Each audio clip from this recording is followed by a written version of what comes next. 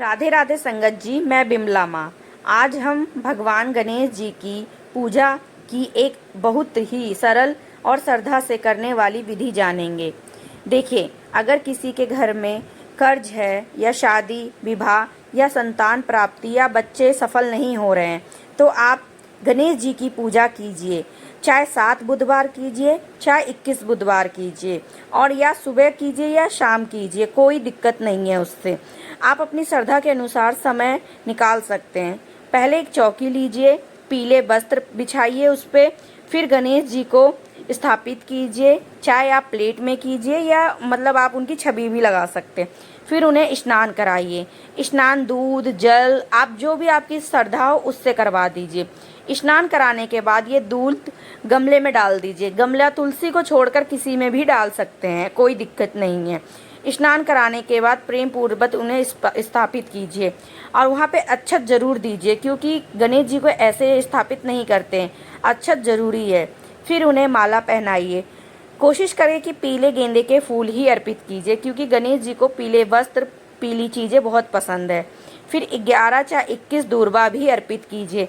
सबसे बड़ी हमारी मनोकामना पूरी करने के लिए दूर्वा बहुत ज़रूरी है। आप दूर्वा लीजिए, अर्पित कीजिए, फूल चढ़ाइए।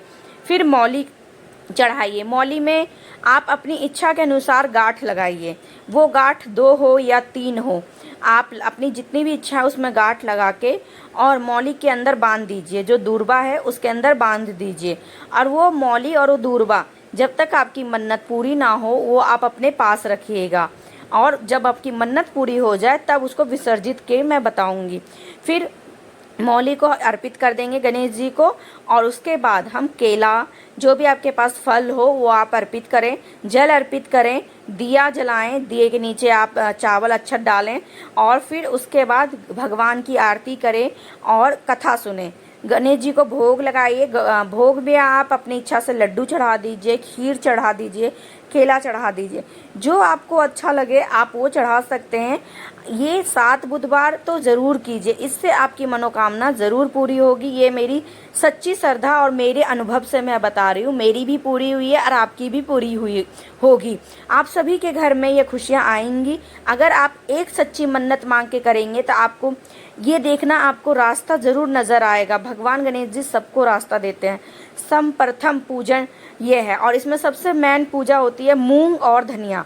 इस 7 बुधवार आप मूंग और धनिया अर्पित ज़रूर करें गणेश जी को। अर्पित करने के बाद उस मूंग और धनिया को विसर्जित ना करें, उनको एक पिन्नी में बांध के रख दीजिएगा अगले दिन। और इस उपाय को बहुत ध्यान से रखिएगा, और करने के बाद इसे ढक दीजिएगा, किसी को नज़र नहीं आना चाहिए। जैसे दूर्वा और मौली को आप रख लेंगे, वैसे ही ये मूंग और ये धनिया रखेंगे। देखिए, मौली में गांठ लगा रही हूँ मैं, और इसी को दूर्वा के पास रख दिया है। तो याद रखिए, ये चीज़ आपको गणेश जी के पास ही रखना है। फिर अपनी श्रद्धा के अनुसार आप दान दक्षिणा चढ़ा सकते हैं। आपके पास 1 रुपया है, 11 रुपये है, 21 रुपये, जितनी इच्छा हो उतनी चढ़ाएं। ये पूजा बच्चा भी कर सकता है, बड़े भी कर सकते हैं, कोई इसमें कोई दो राह नहीं है। आरती कीजिए। आरती में आपको गणेश जी के आरती गाना है, गणेश जी का नाम लेना है, मंत्र जाप करना। 11 बार कर लीजिए, 2 बार कर लीजिए, आप अपने समय के हिसाब से कर लीजिए, कोई दिक्कत नहीं है उसमें।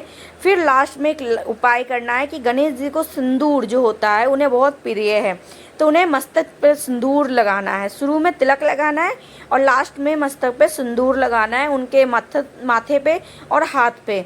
लास्ट में गणेश जी का नाम लीजिए, पूजा का समर्पण कीजिए, और फिर अपनी पूजा संपन्न करने के बाद भगवान गणपति बप्पा को धन्यवाद दीजिए। और अगर फिर आपको ये मेरी कहानी पसंद आई हो और ये सच्ची कहानी है तो प्लीज़ कमेंट बॉक्स में गणपति बप्पा मोरया लिख दीजिएगा।